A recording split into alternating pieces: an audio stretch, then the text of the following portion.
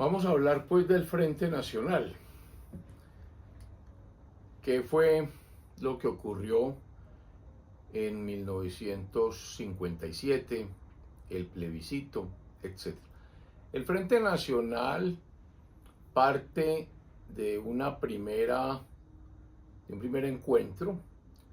Recordemos que Laureano Gómez está exilado en España.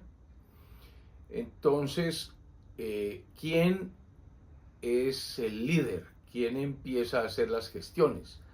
¿Quién definitivamente se pone la camiseta y dice, a ver, tenemos que retornar a la normalidad institucional? Recordemos ya los excesos de Rojas, la prensa, la famosa María Eugenia, su hija, que se ha vuelto la capitana, ese binomio que empezó a llamar él Pueblo Fuerzas Armadas. Es decir, él está montando un esquema para perpetuarse en el poder, siguiendo los pasos del dictador de Argentina, Juan Domingo Perón, no Nerón, como equivocadamente dije por un lapsus calami o lapsus lingui en la sesión pasada. Siguiendo a Perón, toda América Latina está en manos de dictadores, menos Colombia. Colombia es tierra estéril para la dictadura, como se dice. Entonces Rojas ve que los partidos no están conformes con él, que el único sector que lo acompaña fue el ospinismo. Ahí hay uno de los problemas. Es decir, el Partido Conservador podríamos decir que está dividido como en tres partes: el laureanismo, el ospinismo y el alzatismo. Gilberto Alzate, Avendaño por otro lado. Todo generado por ese antagonismo que se formó a partir del 9 de abril de 1948, cuando es asesinado Gaitán y la turba, la multitud, se va contra Palacio, y la cosa es tan grave que Laureano Gómez, que era ministro, aconseja a Ospina entregarle el poder a los militares porque él ve que hay una conspiración comunista. Él está convencido de que fue el comunismo internacional. No otra explicación tiene, por ejemplo, que Fidel Castro, que en ese momento era un estudiante revolucionario, todavía no estaba en la Sierra Maestra, pero sí era estudiante, estaba en Bogotá. Y otros rusos y otros cubanos. Entonces, el ospinismo no atendió lo de Laureano Gómez, por el contrario, lo que hizo fue decirle: no es conveniente que el presidente de la República esté en el mismo sitio que el gran jefe del partido, que lo conveniente es que estén en sitios diferentes, y por eso termina yéndose Laureano Gómez a Medellín a esconderse, pues por orden presidencial, y él no le entrega el poder. Y vino la gran crítica de Laureano, de que el Ospina Pérez prácticamente le entregó el poder al liberalismo, una unión de liberales fuertes y conservadores desteñidos. Llegó a decir esa lengua fuerte de Laureano Gómez. Él se creía la vía que había llevado a la presidencia a Mariano Ospina Pérez, y en cierta forma podría decirse que sí lo fue, porque el gran conductor del Partido Conservador había sido Laureano Gómez para el triunfo de Ospina en 1946. Pero recordemos también esa idea que tenía Mariano Ospina, que según él, Laureano Gómez le había abierto la vía para que después de Laureano él pudiera ser presidente de la República nuevamente, y cómo vio que le cerraban la puerta para eso y que definitivamente acepta y en su discurso hace unos más que fuertes, agrios apuntes en los que entre líneas ataca a Laureano Gómez. Y la respuesta de Laureano Gómez, la famosa catilinaria, que fue terrible, esas dos enfrentamientos son las que generan el golpe de estado de Gustavo Rojas Pinilla. Supuestamente se iba a quedar un año y resulta que ya iba para 4 y quería otros 4. Habíamos dicho que el general Gabriel París había dicho que se quería otro mandato para Rojas Pinilla del 58 al 62.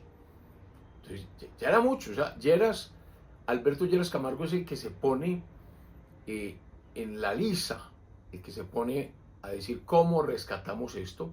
Y entonces se va a España, visita a Laureano Gómez y se da el famoso acuerdo o conversaciones de Benidorm, el pacto de Benidorm.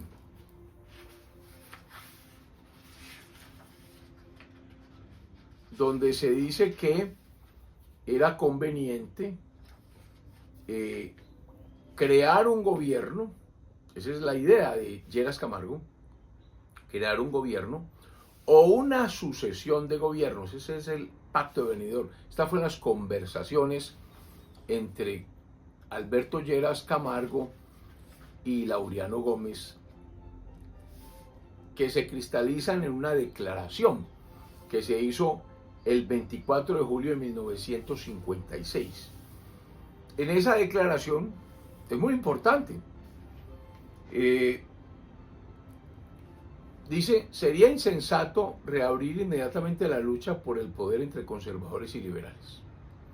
Se encuentra necesario y enteramente posible crear un gobierno o una sucesión de gobiernos de coalición amplia de los dos partidos, hasta tanto que recreadas las instituciones y afianzadas por el decidido respaldo de los ciudadanos, tengan fortaleza bastante para que la lucha cívica se ejercite sin temor a los golpes de Estado o de la intervención de factores extraños a ella, y por medio de un incorruptible sufragio cuyas decisiones sean definitivas e incontestablemente respetadas. Los partidos deben entenderse para constituir un gobierno de tales características que ponga en vigor las instituciones abolidas, manteniéndose unidos para sostenerlo hasta que el régimen civil esté libre de riesgos. Aquí no aparece Ospina, y eso debió haber molestado mucho a Ospina, pero recordemos que es que Ospina en cierta forma apoyó el régimen de Rojas. Recordemos que Ospina estuvo hasta muy entrado el gobierno de Rojas como presidente de la Asociación de la Asamblea Nacional Constituyente, de la ANAC. Entonces, Lleras está conversando, Alberto Lleras, con Laureano Gómez. Sigue diciendo esa declaración de Benidorm.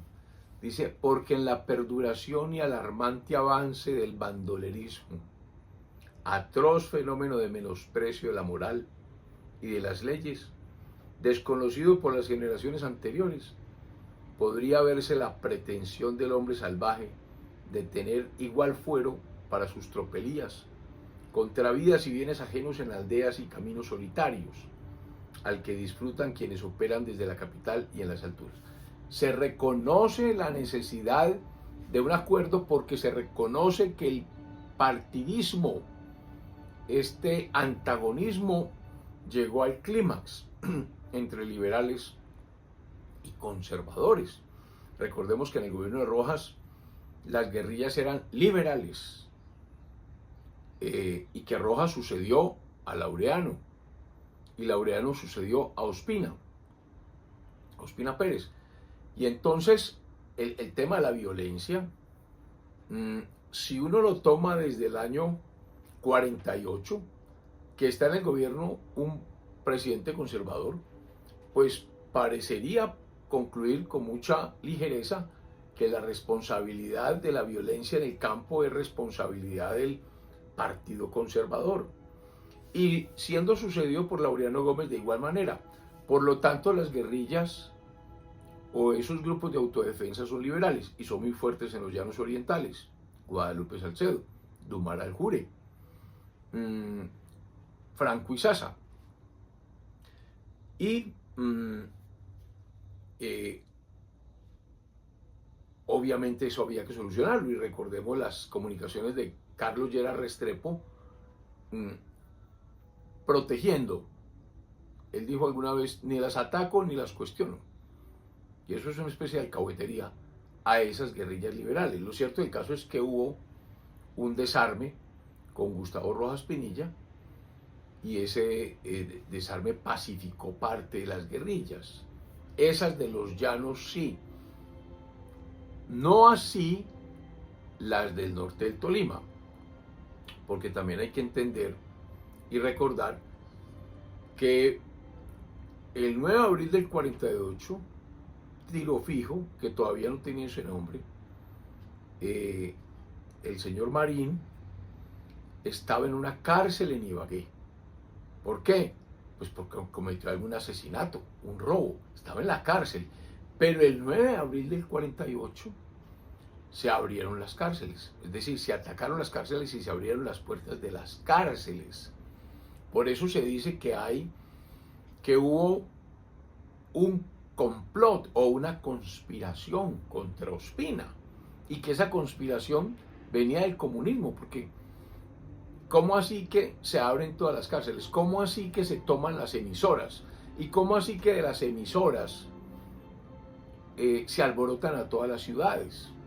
Medellín, Cali, Barranquilla, Bogotá, los pueblos, en fin. ¿Cómo así que un día antes aparecía en un periódico de Venezuela el asesinato de Gaitán? O sea, Gaitán fue asesinado el 9 de abril de 1948 a la 1:05 de la tarde. En la edición de ese día, 9 de abril, en la mañana, había aparecido un titular de un periódico venezolano hablando del asesinato de Gaitán. El presidente de Venezuela, que estaba invitado a la conferencia que había de la OEA en Bogotá, la Asamblea Panamericana, en vez de venir por avión, se vino por tierra, desde Caracas en 1948, en un carro blindado, con ametralladoras, pasando, o sea, era un convoy, venía por todas partes, venía como haciendo política. O sea, hay muchos indicios de que este asesinato fue premeditado para alborotar las masas. Recordemos que a Gaitán era un antagonista del comunismo. Se estaban peleando Gaitán y el comunismo, el mismo producto. ¿Cuál? El mismo, las bases populares. Gaitán, ahí vuelve a enlazarse el socialismo. El socialismo es el padre del fascismo y el padre del comunismo. Eso es socialismo, que es un totalitarismo. Recordemos que Gaitán hizo sus posgrados en Italia en la época de Mussolini, de Enrico Ferri, que fue su profesor. Son fascistas. Y el comunismo tildaba a Gaitán de fascista. Pero siendo ambos socialistas, no se pueden ver. Se entienden, por ejemplo, la repartición de Polonia entre Stalin y Hitler. Fascismo y comunismo se repartieron Polonia. ¿Por qué entonces en la Segunda Guerra Mundial terminan aparte? Pues porque Hitler traicionó a Stalin, y entonces, al no poder vencer a Inglaterra, dirige todo su ejército contra Rusia, y entonces viene la operación Barbarroja o Barbarossa. Y entonces Stalin ahí cambia de bando. Pero ese es el fascismo y el comunismo. Entonces, siempre el Partido Comunista Colombiano tildó a Gaitán de fascista. Ahí hay motivos para el asesinato de Jorge Eliezer Gaitán. Entonces, ese 9 de abril del 48 se abrieron las cárceles de Ibagué y ese señor que llamamos Tiro Fijo después sale al monte y es muy inteligente y entonces se convierte en guerrillero. Él se convierte, inmediatamente llama a unos también que me imagino que estaban con él en la cárcel y empieza a formar grupos disque de protección de los campesinos liberales. Es decir, la guerrilla indudablemente en el 48 es un grupo de autodefensa liberal y hay bandolerismo, porque el bandolerismo, una persona armada en el campo, pues hace desastres. Puede haber licor, excesos, barbaridades, y entonces esos desastres ocasionan venganzas, y ese bandolerismo fue el que trató de solucionar también esa declaración de Benidorm. Además de la declaración de Benidorm, también hubo otro pacto, que es el pacto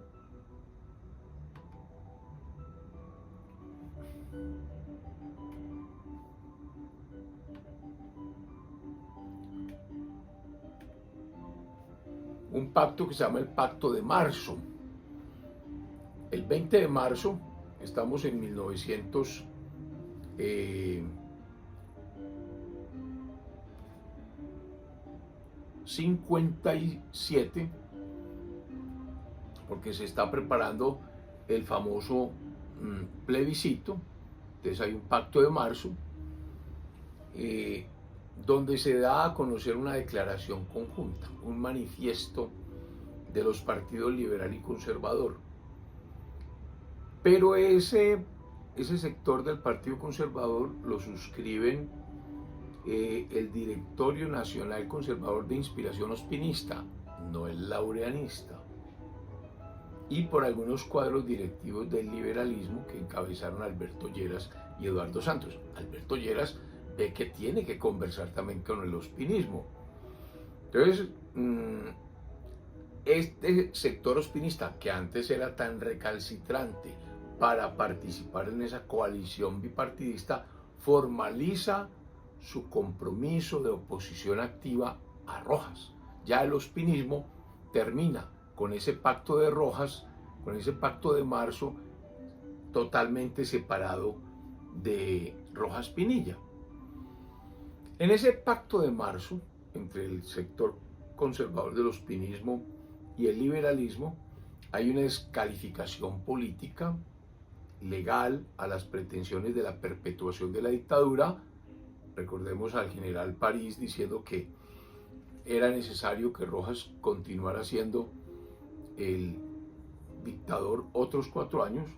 Hay una fuerte crítica a la censura de prensa, al amordazamiento de todos los mecanismos de expresión, porque se le fue la mano a Rojas en eso. Hay una refutación del argumento de Rojas que pretendía legitimar su continuidad en el gobierno, y el planteamiento de que la única salida a la crisis era la coalición de las dos colectividades históricas para ofrecer resistencia a la dictadura y hacer un programa mínimo de acción conjunta. Así las cosas, como habíamos ya mencionado, Gustavo Rojas Pinilla renuncia al poder por toda la presión de las fuerzas políticas, ya son todas las fuerzas políticas. Entrega el poder en una junta militar formada por el general Gabriel París, el general Luis Ordóñez, el general Rafael Navas Pardo, el mayor general Deogracias Fonseca y el contraalmirante Rubén Piedrahíta. Se dice que la idea era que esa junta apaciguara los ánimos y después regresarle el poder a Rojas. Pero Rojas calculó mal. Y esa junta se acercó mucho a todo este frente político, porque ya estaban todos unidos. Ya estaba el ospinismo, ya estaba el laureanismo, ya estaba el Partido Liberal cerrando filas alrededor de Alberto Lleras Camargo. Entonces la junta decide afianzarse políticamente y garantizó, cuando se posesiona la junta, garantiza al país que en el término de un año, o sea en 1958, se realizarían elecciones para constituir nuevamente un gobierno civil, y eso da mucha tranquilidad. El dilema de Lleras fue: ¿con quién me voy? ¿Con el ospinismo, con el laureanismo? Y el olfato político lo hizo ir hacia Laureano y no se equivocó. Es que Laureano fue el usurpado. Al que derrocó Rojas Pinilla era Laureano Gómez, y por eso viajó a España, pactos de Benidorm y pacto de Sitges. Entonces, seguramente eso molestó bastante al ospinismo, pero también habían hecho ya una especie de acuerdo sobre lo fundamental. En el pacto de Sitges, que es un nuevo viaje que hace Laureano Gómez a España, que hace Alberto Lleras Camargo a Laureano Gómez en España, se acuerda que hay que establecer un equilibrio de los partidos en los cuerpos colegiados, en el Congreso, en las asambleas, en los consejos. Es decir, que no puede ser que el partido que gane termine acabando con el otro, porque ese es el origen de la violencia. Entonces, en ese sentido es muy sensato que había que pacificar el país y que por lo tanto ese pacto, ese acuerdo debería durar siquiera 3 periodos presidenciales. El liberalismo reconocía que al haber sido derrocado Laureano, lo lógico es que arrancara un presidente conservador. Miren que el liberalismo ahí fue serio. Arrancan los conservadores, luego un liberal y luego los conservadores. Ese fue el pacto de Sitges.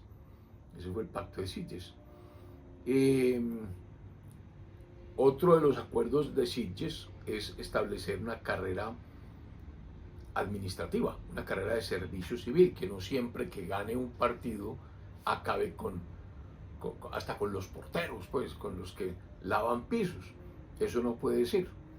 Y también que el presidente, cuando escoja su gabinete, conserve la proporción política que tengan los partidos en las cámaras legislativas. Esa era la manera de un acuerdo muy inteligente, muy serio, muy sesudo, pero obviamente eso reformaba la Constitución, porque eso no es posible dentro de la institucionalidad democrática. Entonces había que validarlo. ¿Qué figura se escogió para validar ese acuerdo de Sitges, esa declaración de Benidorm, para pacificar el país, para que los dos partidos pudieran juntos salir de esta violencia en los campos que estaba llenando los campos de muerte y de desolación? El plebiscito. Plebiscito significa la plebe dice, el pueblo dice. Eso es plebiscito. Es decir, la figura jurídica, que es de origen romano, más importante en una democracia, porque el pueblo, que es soberano, manifiesta lo que quiere y nadie puede desatender lo que dijo el pueblo. Ese fue el plebiscito de 1957. Curiosamente, aquí hubo un plebiscito hace poco, el 2 de octubre del 2016, cuando se le preguntó al pueblo que si quería los acuerdos con las FARC, y el pueblo dijo no. Pues los poderes constituidos, es decir, el Congreso, la Corte y el presidente, el Ejecutivo, el Legislativo y el Judicial, dijeron que les importaba un rábano lo que dijo el pueblo. Ahí hay un problema grave. Ahí hay un problema grave porque se desconoció la voluntad del pueblo, el plebiscito. En 1957 se dice, no, hay que hacer un plebiscito, y entonces se propone ese mecanismo para aprobar todos estos análisis para que el constituyente primario legitime, es decir, que no sea ni el Congreso, ni asambleas, ni comités de difícil representatividad, que sea el pueblo directo, el pueblo reasume la soberanía.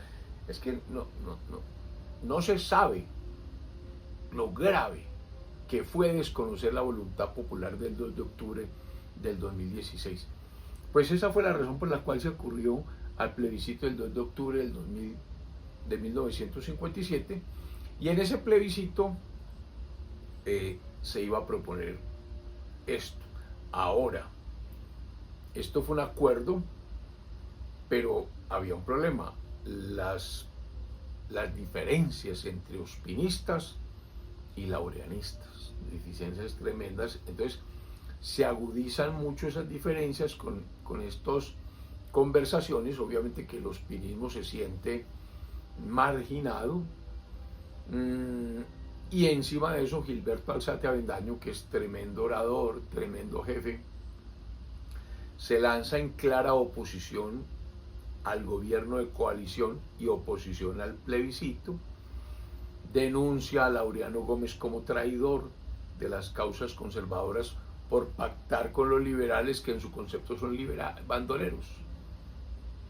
bandoleros de los que habíamos hablado, que a partir del 9 de abril se había bandolerizado en el campo el Partido Liberal. Por eso Carlos Lleras Restrepo no lo cuestionaba. Eso decía Alzate. Y entonces dice Gabriel en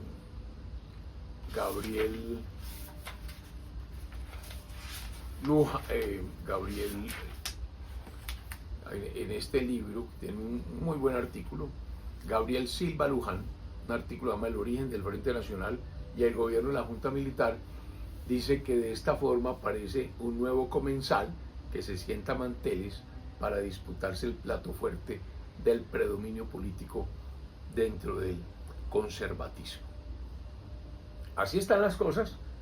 O sea, el Partido Conservador está hecho trizas, laureanistas, ospinistas, alzatistas. El Partido Liberal está unido alrededor de Alberto Lleras Camargo, y viene el Pacto de San Carlos. O sea, en el Palacio Presidencial ya la Junta Militar cita, venga, organicemos esto para que esto no sea un fracaso, y ese pacto lo hacen el 28 de noviembre del 57, 29 y 30. 3 días consecutivos de discusiones entre los grandes jefes políticos. Y en ese pacto la Junta Militar adquiere fuerza decisiva. Ahí se reconoce que están con la democracia, que están con el gobierno. Aparece una amenaza de un golpe militar. Se habla de un general Forero que quería volver apresar a los miembros de la Junta Militar y volver Rojas al poder, pero ese golpe se devela y Forero se va del país. Entonces los partidos firman el acuerdo, se imprime entonces la coalición bipartidista, se le imprime una fuerza institucional que hasta el momento no tenía, y se formalizan los acuerdos entre los sectores políticos tradicionales. Entonces el proceso ya es irreversible.